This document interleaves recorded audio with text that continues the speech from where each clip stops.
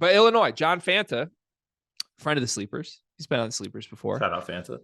Did an interview with Brad Underwood. He's done a great job with a lot of these preseason sort of framing the program pieces lately in his writing for Fox Sports. And Underwood said something very interesting to me that you are familiar with this phrase.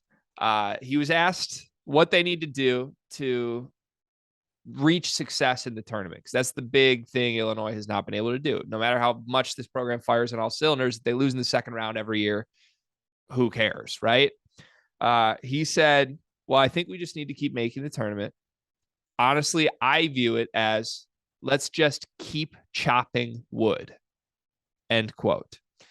Keep chopping is a phrase that you are well familiar with right now. Mel Tucker, the 5th highest paid coach in college football, who is coming off the heels of back-to-back blowout losses to unranked teams, loves to say keep chopping. In fact, Michigan State players were doing the keep chopping down 21-0 at home to Minnesota this Saturday. So what do you make of the phrase keep chopping? And what do you make of Brad Underwood using that relative to his team's lack of tournament success? You know, I'll start with Brad and the Illinois side on this. I'm not a fan of the keep chopping movement in Illinois' situation, because I think that making the tournament is not hard for them. That's something they're doing. I think they're having this regular season success.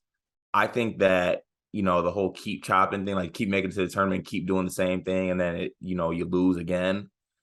I just don't really believe in the whole keep chopping method. I know we had Coleman Hawkins on it seems like a while ago now, and he talked about possibly playing a style of basketball that may be less conducive to Big Ten and regular season play, but more conducive to postseason play.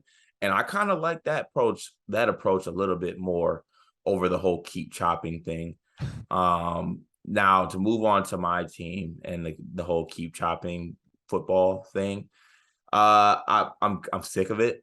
To be honest with you, like, I understand the notion of the term, but like, you just get cooked for a 50-yard go route that you should cover, and there's no safety help, and we have a breakdown and no pass rush, and we're down 21-0 to Minnesota, and you just get it caught on your fucking dome, and you get up, and the first thing you do is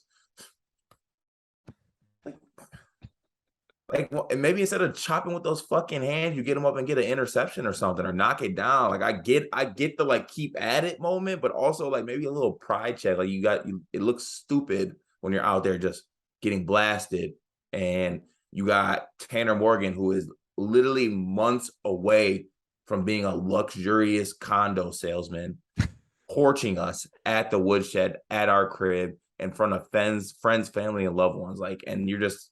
Hey, I believe Tanner Morgan is the #1 passer rating quarterback in the country, for the record. That was prior to the Michigan State game. That's fine. That's fine. It's okay. Like, no. Okay. Yeah. So I'll just call it what it is. It's a gimmick, right? Any sort of catchphrase for me is a gimmick in the coaching world. Sometimes those can work. Sometimes those can fuel teams. PJ Fleck, in fact, is like the master magician of these gimmicks. The whole row the boat thing, I made fun of it for years. I have friends in real life who played on that Western Michigan team that went to whatever bowl game it was, the Sugar Bowl, I believe. And like, they live by that. They have bought into row the boat as a movement that they live their everyday life by still 7 years later. To me, it's a gimmick. And I think great coaches don't need gimmicks. How often do you hear Nick Saban throwing out catchphrases? You don't, because he doesn't. He does. He threatens to take away scholarships and make players' families homeless if they don't. You just don't. Like, I think you can go down the line of all the best coaches in basketball and football in college. Like, none of them are gimmicky catchphrase guys. And there's a marketing element to this. Clearly, from a Michigan State football perspective, Mel Tucker is supposed to be this marketing genius, and he's got the deep end and keep chopping and the deep waters and tuck coming, all of that. And like, it's an NIL thing, and the fans love it. Like, until you don't win games. For Brad Underwood, though, he's kind of toeing the line with that to me. They've got the everyday guys thing. Like there's just a lot of like catchphrasey type things going on with this program. And I've got my eye on it, Card. I don't know. I kind of wish like the catchphrases would just go to die somewhere. Cause I think Brad's a great coach and a great recruiter. And I'm terrified of him. He's my daddy Brad. But like the more that daddy Brad makes dad jokes, that's when I get less afraid of my dad. I think we just need to get to this. I think we need to get. I see what you're saying, but I think we need to get to the season. But